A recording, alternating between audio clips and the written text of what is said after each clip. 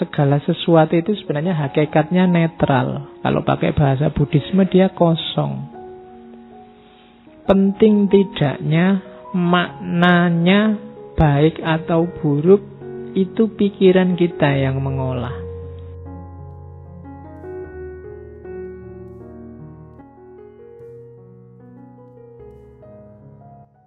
Assalamualaikum warahmatullahi wabarakatuh. Bahwa harapan itu kalau tidak hati-hati justru jadi sumber keputusasaan, sumber kekecewaan, sumber kehancuran. Itu kalau kita tidak bisa ngerem harapan. Remnya apa? Fear, ketakutan, khauf. Kalau motor atau mobil, harapan itu ngegasnya, fear itu ngeremnya. Hidup itu harus jelas kapan ngegas, kapan ngerem. Ngegas terus, kamu bahaya. Ngerem terus, kapan jalannya. Kamu harus tahu waktunya ngerem, waktunya ngegas. Waktunya diam, waktunya ngomong, waktunya jalan, waktunya istirahat dulu. Itulah nanti yang dalam filsafat disebut kebijaksanaan. Jadi orang bijaksana itu orang yang tahu kapan dia harus maju, kapan dia harus mundur. Kapan harus ke depan, kapan harus di belakang saja. Nah, itu namanya bijaksana. Hari ini sering ada konflik karena banyak orang yang tidak tahu kapan dia harus ngerem. Ngomong terus, komentar terus. Mbok ya sekali-sekali ngerem. Istirahat sehari, 2 hari, seminggu kan juga tidak apa-apa. Dunia juga tidak hancur kalau kita tidak komen. Jadi perhatikan rumus ini dalam hidupmu kalau ingin hidupmu seimbang, bahagia. Minggu lalu kita sudah belajar sisi yang satu, sekarang kita belajar sisi yang satunya. Ada yang menganalogikan khauf dan roja itu, fear, ketakutan dan harapan itu seperti sayap burung. Ada yang sebelah, harus ada yang sebelahnya. Kalau dua-duanya ada dan fungsional, maka kamu bisa terbang. Kalau hanya satu, tidak bisa. Harapan saja kamu tidak bisa terbang. Fear saja juga, ketakutan terus, ya apalagi kamu tidak bisa kemana-mana. Maka dua hal itu harus seimbang. Oke, kita mulai ya ngaji kita, karena tidak ada tokohnya di situ, nggak ada fotonya, cuma tulisan tok. Ya nanti di dalam sebenarnya ya saya ngambilnya dari tokoh-tokoh. Oke, langsung saja karena waktunya sudah agak telat. Ini mirip minggu lalu. Ya karena memang ini cuma kita pindah ke sayap sebelah saja. Ketakutan itu maksudnya ihwal, rasa takut ya, bukan bahasa Jawa keweden. Jadi ketakutan itu rasa kamu tidak nyaman, kamu membayangkan nanti akan ada hasil yang jelek di depan. Kebalikannya harapan. Kalau harapan kamu membayangkan ada yang baik di depan. Makanya karena ada yang baik terus kamu ngegas. Kalau ini kebalikannya, karena ada yang mengerikan di depan, membahayakan di depan, terus kamu ngerem. Nah, remnya namanya takut. Dan sama kayak harapan, ketakutan itu part of life, part of human experience, manusiawi. Tidak, sangat wajar orang itu takut. Justru kalau ada orang bilang saya tidak punya takut terhadap apapun, tidak manusiawi. ya tetap adalah yang kamu takuti. Ya paling enggak kamu yang bilang saya enggak takut sama apapun, ya kamu takut dianggap enggak takut. Jadi enggak ada orang yang enggak takut apa-apa. Dan enggak perlu kamu galau kalau kamu punya ketakutan. Kamu akui atau tidak, kan kamu kadang gelisah, kadang sumpek, kadang merasa galau, kadang. Itu kan sebenarnya kenapa semua itu muncul, kamu ada ketakutan-ketakutan. Ya kan, takut besok jadi apa, takut kejelekanmu yang lama terulang lagi atau ketahuan orang, takut, selalu ada ketakutan-ketakutan. Di balik semua masalah, di balik semua kekacauan hari ini di level sosial, politik, budaya, di situ ada ketakutan-ketakutan yang tersembunyi. Mungkin orang takut jagonya kalah, mungkin orang takut nama baiknya hancur, mungkin orang takut organisasinya runtuh, mungkin orang takut, terus orang bereaksi. Jadi tidak apa-apa, takut itu manusiawi. Oke, tadi berangkat ke sini hujan-hujan kan kamu terus mikir ini hujan apa enggak ya, berangkat apa enggak ya. Kenapa kok kamu enggak berani hujan-hujan? Alah, hujan cuma air kok. Lu enggak masalah airnya. Ada setelah itu yang ditakuti, setelah kena air itu loh. Mungkin pileknya, mungkin gregesnya, mungkin. Jadi itu jan-jane ya ketakutan.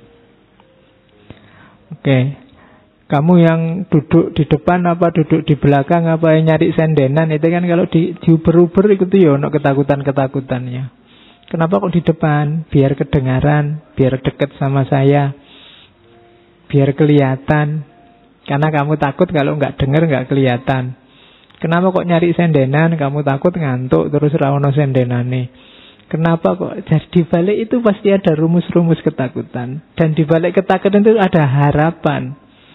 Kenapa kamu duduk depan? Biar bisa lihat. Karena kamu takut tidak bisa melihat. Itu selalu ada ini, rumus ini. Makanya saya bilang ini kayak dua sayap dari seekor burung. Dan dua-duanya manusiawi. Terus takut itu connected to threat, ancaman. Biasanya ada yang menggelisahkanmu, ada sesuatu yang mengancam di depan. Kamu tadi tidak berangkat karena khawatir pilek, khawatir flu, itu kan ancaman. Makanya yang bawa motor kan kemungkinan besar di joknya ada jas hujannya. Alasannya apa? Takut mesti. Jadi kalau ada yang bilang kok saya tidak takut apa-apa kok bawa motor membawa jas hujan, sebenarnya yo itu yang dia takuti, kehujanan. Jadi connected to threat, ada yang mengancam, dan future thing, di masa depan. Terus survival. Kenapa sih orang takut itu? Jangan salah, takut itu bermanfaat. Dalam rangka apa? Biar kamu selamat. Makanya ada istilah defense mechanism. Nanti yang punya teori ini Freud. Mekanisme mempertahankan diri. Jadi takut itu instinktif. Orang nyari selamat. Asal dia waras, pasti yang dikejar selamat, bukan tidak selamat. Demi selamat ini orang rela untuk takut. Jadi rumusnya itu. Dan eksistensial. Di antara caramu berekspresi jadi manusia, eksis jadi manusia, itu antara lain lewat takut. Oke, selama ini kan banyak yang bilang alah takut itu ndak laki-laki, takut itu ndak jantan misalnya. Lah ndak. Takut ndak ada hubungannya sama jantan, ndak jantan. Ini manusiawi, eksistensial. Cuma harus dikontrol. Sama kayak harapan tadi. Kalau hidupmu takut terus, yo kamu ndak ngapa-ngapain, nanti ngerem terus kamu di kamar terus. Kenapa kok ndak keluar? Takut kena virus, Pak. Nanti flu. Kenapa kok ndak jalan-jalan? Takut, Pak, nanti kecelakaan. Kenapa kok ndak ngapa-ngapain? Akhirnya kamu serba takut terus. Maka harus ngerti formulasinya bahwa ini manusiawi ya, tapi kamu harus ngerti patokan-patokan, rumus-rumusnya. Ini yang malam ini mau kita lihat. Terus takut itu biasanya karena pikiran atau pengalaman. Kamu ngitung-ngitung sendiri atau pengalaman. Kenapa kok tidak jalan-jalan? Takut kecelakaan, Pak. Emangnya pernah? Tidak pernah. Tapi dari lihat pengalaman orang lain, terus menurut pertimbangan saya tidak jalan-jalan. Nah, itu kan karena pengalaman atau pikiran. Terus selanjutnya, objeknya rasa takut itu incomplete knowledge sama imagination. Itu biasanya apa sih yang kadang-kadang menyebabkan rasa takut itu? Pengetahuannya kurang lengkap. Kadang-kadang tentang sesuatu kamu ngertinya setengah. Kayak tadi loh, kalau kamu jalan-jalan keluar kamu nanti akan kecelakaan loh. Itu kan iya, kemungkinan itu ada, tapi kemungkinan yang lain kan juga ada. Kamu bisa seneng-seneng, kamu bisa ngatur agar ya jalan-jalan tapi selamat. Perkara ndak selamat itu kan urusan yang berbeda. Nah, ini incomplete knowledge, pengetahuannya kurang lengkap. Misalnya tiba-tiba kok dari belakang kayak ada yang niup-niup ya kan, terus waduh merinding, Pak. Itu kan kamu, kenapa kok kamu menafsirkan begitu? Ngertimu itu selama ini tafsirnya, pengetahuanmu kurang lengkap. Pengetahuanmu setengah-setengah.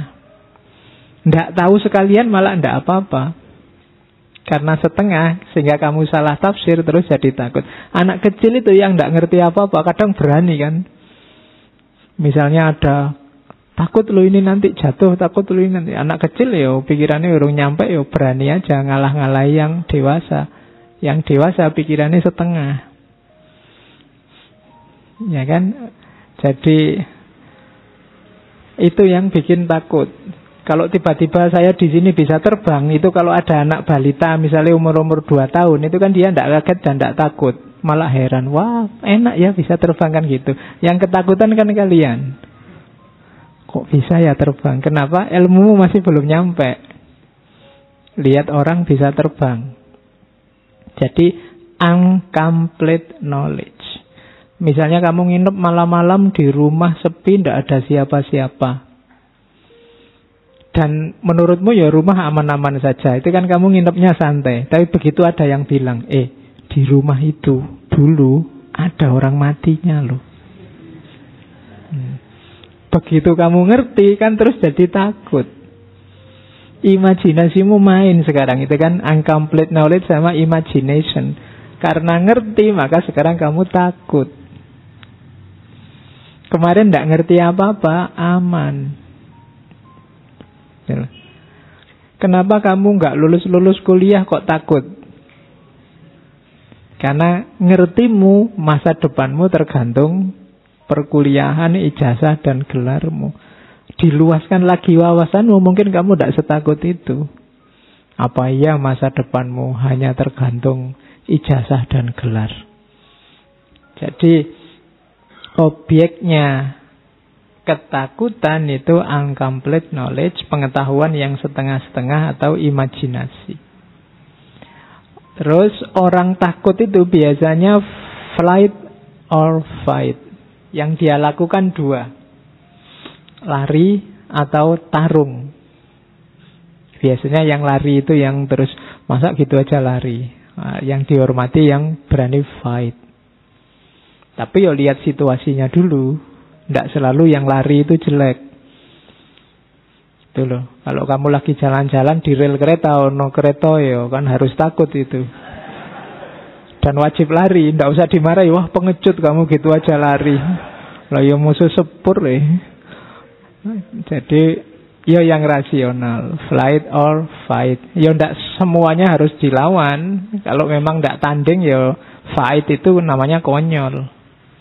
Harus ngerti kapan lari, kapan tarung.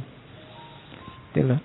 Jadi responnya 2. Kalau tidak lari ya dilawan ketakutan itu.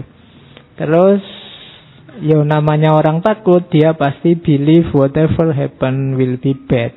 percaya bahwa kalau ini saya tabrak, hasilnya jelek. Itu makanya kamu takut.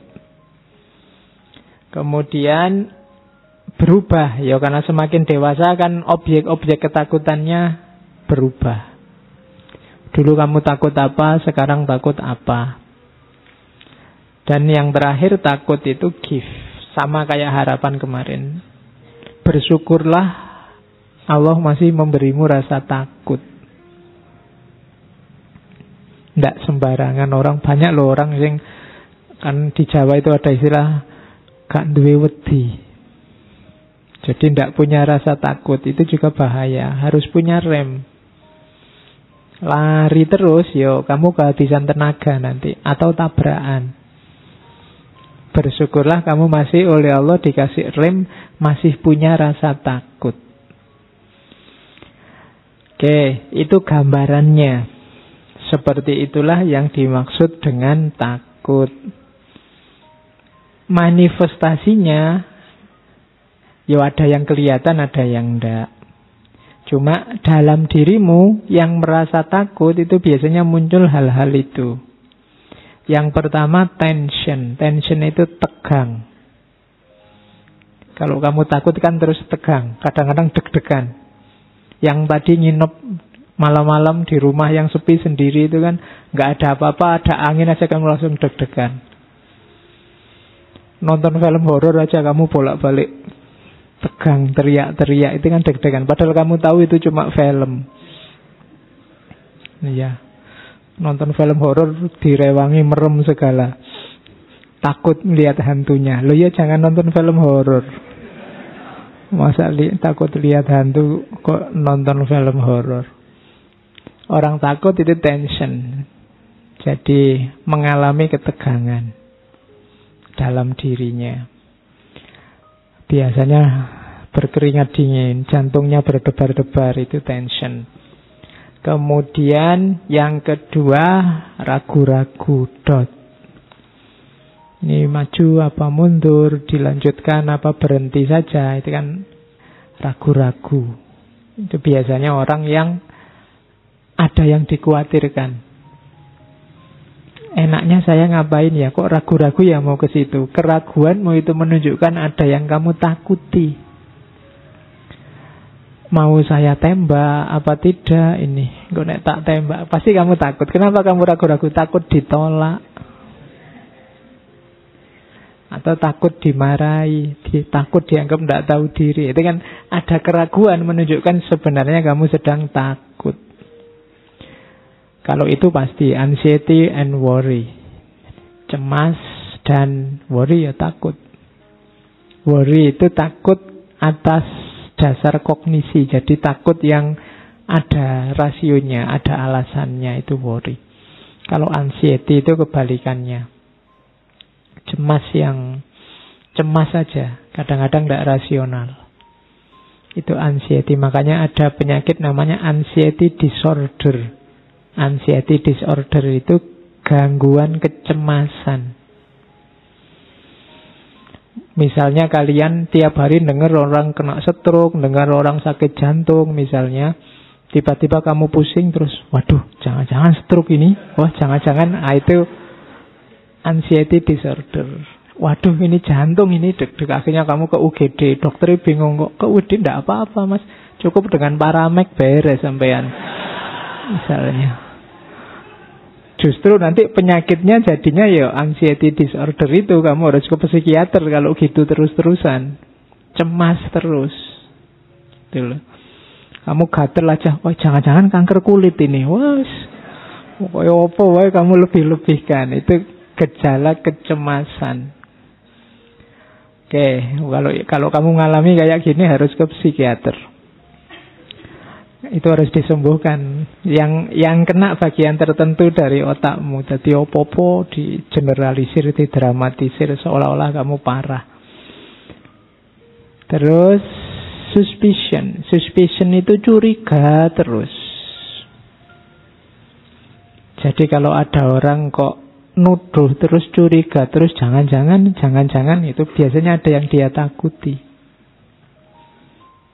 Just tinggal kamu cermati aja yang ditakuti apa. Orang yang suudzon terus, itu biasanya ada yang dia takuti dari yang disuudzoni. Kamu pakai bajuku ya, kamu pakai sabunku ya, kamu pakai sikatku ya, itu kan curiga. Itu pasti ada yang dia khawatiri. Mungkin kalau khawatir kalau sabunnya dipakai, tak buang aja daripada sisamu misalnya. Itu kan ada yang ditakuti. Jadi suspicion. Termasuk yang kedua agitation. Agitation itu menghasut, mengacaukan. Orang yang takut itu kan sok-sok bikin kacau. Yang lain tenang-tenang, dia jangan ke situ, jangan ke situ. Hati-hati, di sana ada penghuninya. Hati, nah itu agitasi namanya. Contoh paling gampang itu. Oke, terus paranoid. Ya kalian menyebutnya parno. Paranoid itu takut yang tidak ada alasannya, tidak berdasar. Terus-terusan. Itu paranoid. Jadi mentang-mentang tetangganya misalnya sakit diabetes, dia minum teh manis saja. Saya nggak manis-manis lagi sekarang, parno. Nanti makan apa dikit ada manisnya. Waduh, ini diabetes ini mesti. Nah, itu namanya parno. Jadi manifestasi ketakutan. Terus malu. Biasanya embarrassment itu malu atas sesuatu yang sudah terjadi. Itu biasanya nanti melahirkan ketakutan. Saya ndak gitu-gitu lagi, saya ndak ke situ-situ lagi. Itu embarrassment. Misalnya kamu nyanyi kok terus temenmu tutup telinga semua. Wah, itu kan terus kamu malunya luar biasa. Habis itu kamu mesti takut kalau mau nyanyi. Jadi di antara manifestasinya itu embarrassment, malu. Orang yang sudah jatuh malu itu biasanya terus ketakutan. Jadi aku ndak nyanyi-nyanyi lagi lah. Aku ndak presentasi-presentasi lagi lah. Aku presentasi kok teman-teman cekikian terus. Berarti presentasiku menggelikan mesti kan gitu. Terus kamu, aku ndak presentasi lagi, diketawain tok misalnya. Itu embarrassment. Dan pengalaman ini akan membuat besok-besok kamu ketakutan. Kalau waktunya presentasi terus pamit, mohon maaf Pak, saya sakit, tidak bisa masuk kuliah pas waktunya presentasi. Nah, itu biasanya ada pengalaman di depan yang membuatmu takut. Jadi manifestasi ketakutan itu, ini antara lain, ya setiap orang beda-beda.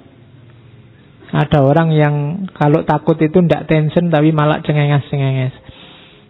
Tapi tidak mau ngapa-ngapain. Ayo maju. Tidak bisa ya Pak. Itu ya janjane ya rawani. Jadi sudah ditembak aja, sudah kayak gitu. Gitu kan ya wes. Oke. Itu jane tegang, cuma ya ekspresinya meringis. Jadi itu juga manifestasi ketakutan. Oke. Tidak apa-apa ya, kayak tadi manusiawi asal pas. Porsi dan proporsinya. Tidak berlebihan. Kalau ini objeknya. Basic human fears. Yang ditakuti orang itu secara umum ini. Yang pertama takut gagal. Tidak ada orang yang bilang saya ingin gagal saja Pak. Tidak ada. Semua orang ingin sukses. Nah, yang kedua takut ditolak. Takut tidak ditolak ya. Tidak cuma urusan nembak pasangan ya. Banyak macam-macam ditolak itu. Ditolak itu tidak diterima.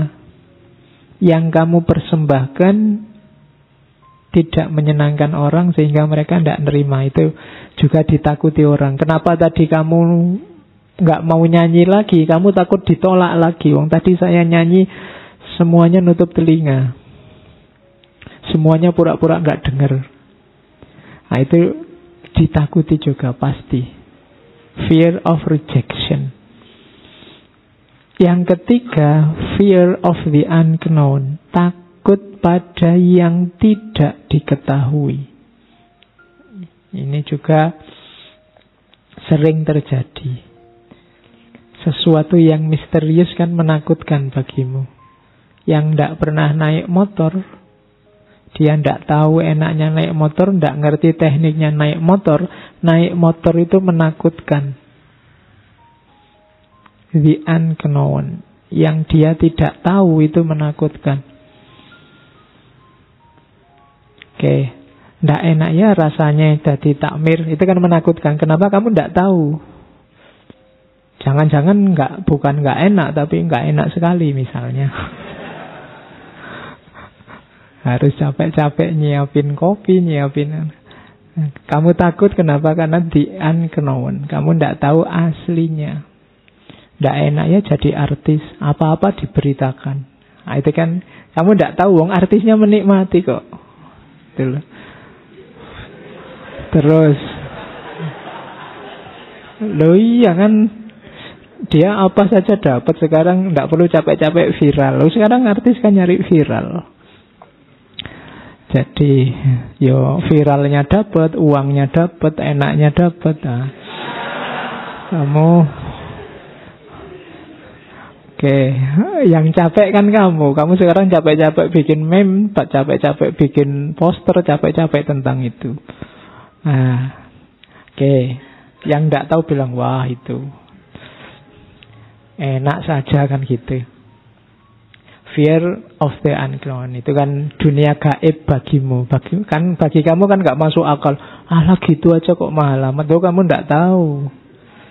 Fear of the unknown, wilayah-wilayah gaib itu. Kadang-kadang perilaku orang di dunia yang berbeda denganmu kan nggak masuk akalmu, dan kamu takut ke sana. Kamu nggak bayangkan sumpah ya jadi presiden itu, karena kamu nggak tahu, maka harus kamu takut. Nggak enak ya jadi ulama itu, loh kamu nggak tahu. Jadi ya ulama nanti tahu.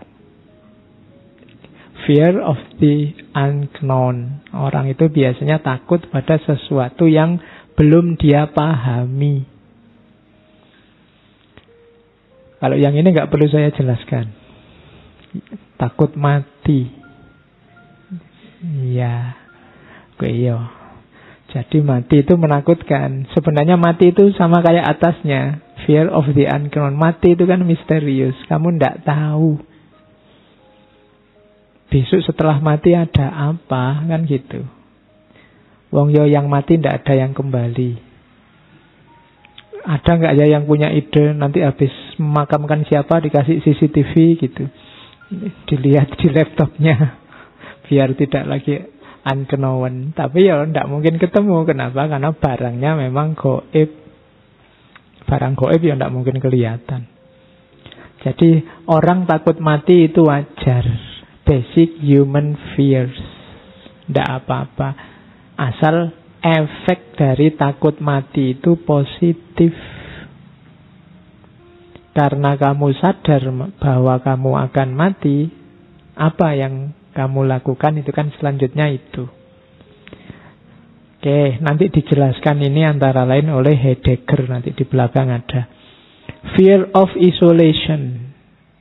Tidak punya teman, sendirian, terasing, itu orang juga takut. Menyendiri-menyendirinya orang, dia tetap butuh orang lain. Sendiri 100% itu tidak mungkin. Kalau tidak percaya kamu yang merasa saya introvert loh Pak, tidak butuh orang lain, tinggallah di hutan, kamu ya stres. Tidak bisa, orang butuh orang lain. Dia takut kalau tidak ada siapapun. Kemudian yang terakhir takut kehilangan dirinya, takut tidak eksis, takut tidak dianggap, takut tidak jadi dirinya sendiri. Nah ini fear of loss of self, kehilangan diri, kehilangan kesadaran hidup, atau menjalani hidup yang tidak bermakna. Itu orang takut. Kamu ada atau tidak aku tidak peduli, itu orang tidak mau digituin. Orang takut kehilangan dirinya. Ini basic human fears, ini dasar yang orang pasti takut menghadapi ini. Meskipun formatnya beda-beda. Nah, ini yang tadi saya bilang, takut itu wajar, cuma takut yang sehat dan takut yang rasional, masuk akal. Takut yang sehat itu takut yang menghasilkan perjuangan, takut yang wajar menghasilkan kebaikan.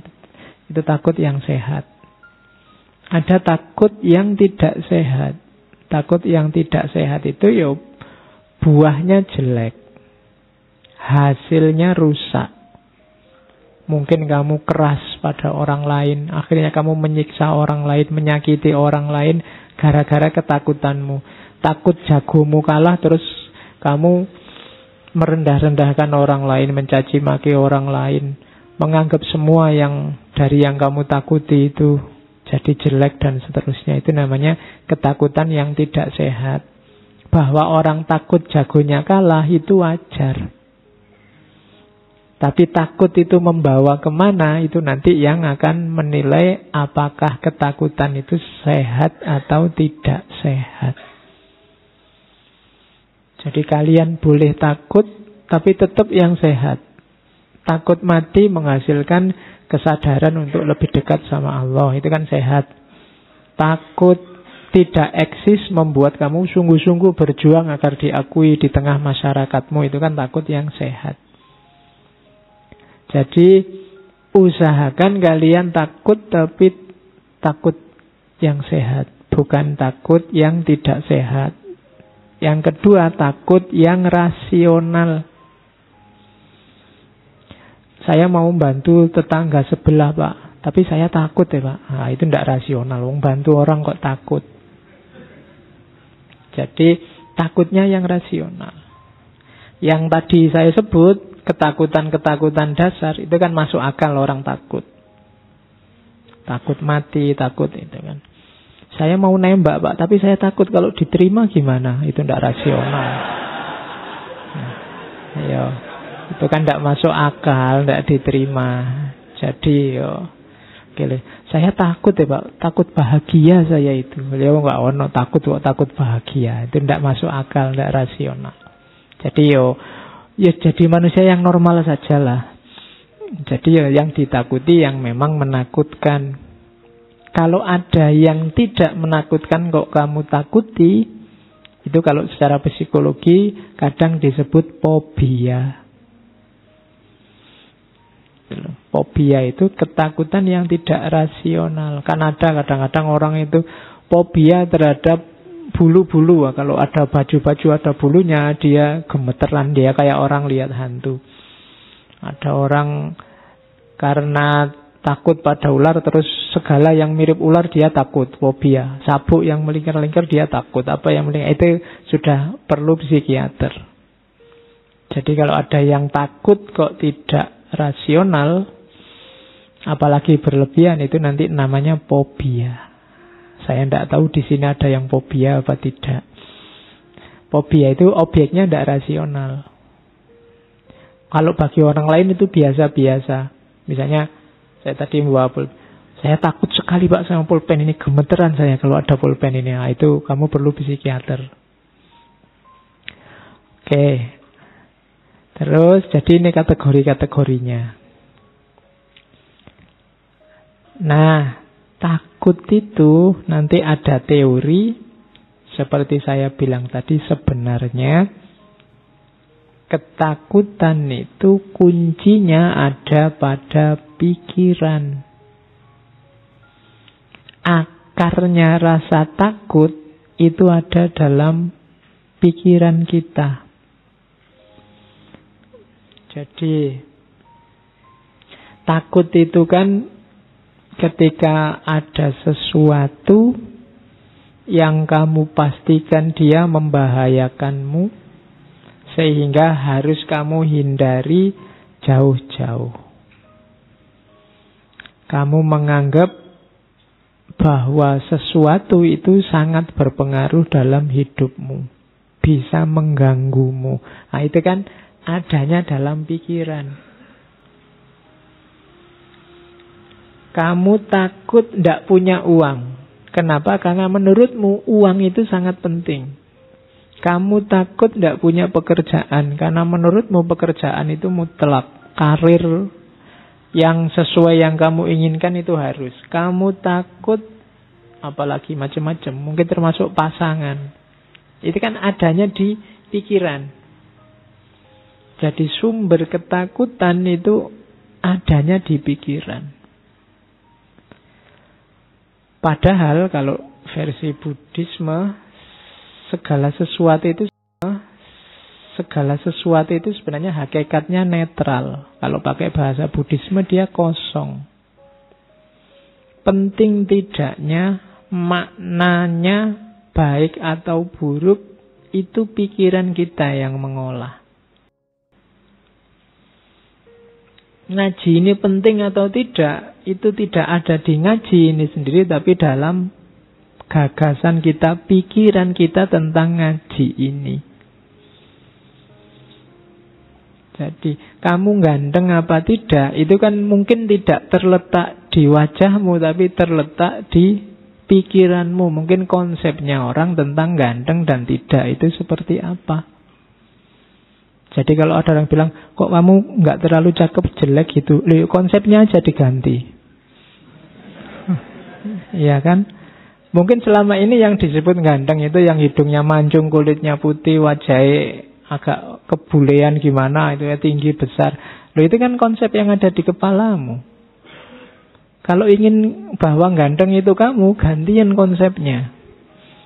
Itu kan konsepnya Bapak. Kalau menurut saya ganteng itu yang kecil, pesek, kemudian rambutnya keriting, ya kan adanya di pikiran. Cantik juga begitu. Menyenangkan atau tidak juga begitu. Bahkan penting atau tidak juga begitu. Kuncinya di pikiran. Termasuk ketakutan. Gitu loh. Hujan itu cuma air. Dia jadi membahayakan atau tidak, itu ya konstruksi berpikirmu yang menanggapi hujan. Tsunami ya tsunami aja, dia peristiwa alam. Kamu tanggapi dia jadi azab, apa dia itu adalah ujian, apa dia itu. Itu kan pikiranmu yang menanggapi, yang membaca, yang membunyikan. Jadi hidupmu itu maknanya ada di pikiranmu. Harapan-harapanmu dan ketakutan-ketakutanmu adanya di pikiranmu. Maka berpikirlah yang sehat. Kuncinya hidupmu itu ada di pikiran. Hidup bahagia itu Pak, uang banyak, istri cantik, rumah besar. Itu kan versi yang ada di kepalamu sekarang. Ada loh justru orang yang merumuskan hidup bahagia itu tidak punya apa-apa, tidak terikat apa-apa, tidak tergantung apapun, hidup bebas. Ada yang begitu. Dari mana itu muncul? Di pikirannya. Jadi termasuk rasa takut itu kuncinya ada di berpikir. Kalau kamu berpikirnya salah, ya lahirlah ketakutan-ketakutan yang tidak rasional tadi. Jadi maka aturlah cara berpikirmu. Tanggapi segalanya secara sehat. Awas keliru. Gitu loh. Jadi teori pertama itu, rasa takut itu hubungannya dengan pikiran. Tak kasih contoh ya. Ada kisah terkenal sekali kalau di barat, namanya kisah katak kecil, Little Frog. Ini biasanya diceritakan ke anak-anak TK. Kalian tak anggap TK dulu sementara. Jadi satu ketika ada rombongan katak kecil. Hari ini kan populer sekali cebong itu ya. Cuma tadi mau tak tulis kisah cebong itu nanti tersinggung kalian. Oke, yo ini kakaknya cebong lah, Percil. Ya. Jadi Nanti kalau ada yang ngomong kalian kamu cebong, ya enggak, naik kelas dikit sekarang jadi percil. Ini kisah percil, kisah kata kecil. Jadi satu ketika ada percil, sekelompok percil yang melakukan lomba naik gedung. Nah, terus karena ini unik, ada percil yang naik gedung, terus penontonnya banyak, ingin ngerti nanti juaranya siapa. Nah, waktu hari H yang nonton banyak, supporternya banyak, teriak-teriak. Terus dimulailah lomba itu. Tapi penonton ini begitu lihat gedungnya, wah gedungnya setinggi itu, percilnya kecil-kecil, apa ya bisa nyampe puncak. Maka penontonnya ya komentari macam-macam, komentatornya banyak, wah ndak mungkin itu bisa, ndak kuat gak, wong percilnya kecil-kecil gitu, apa ya bisa. Pokoknya teriakan-teriakan itu banyak. Ndak mungkin sampai puncak, ndak akan ada yang bisa mencapai puncak. Sekuat apapun kata-kata itu ndak akan bisa mereka sampai ke puncak.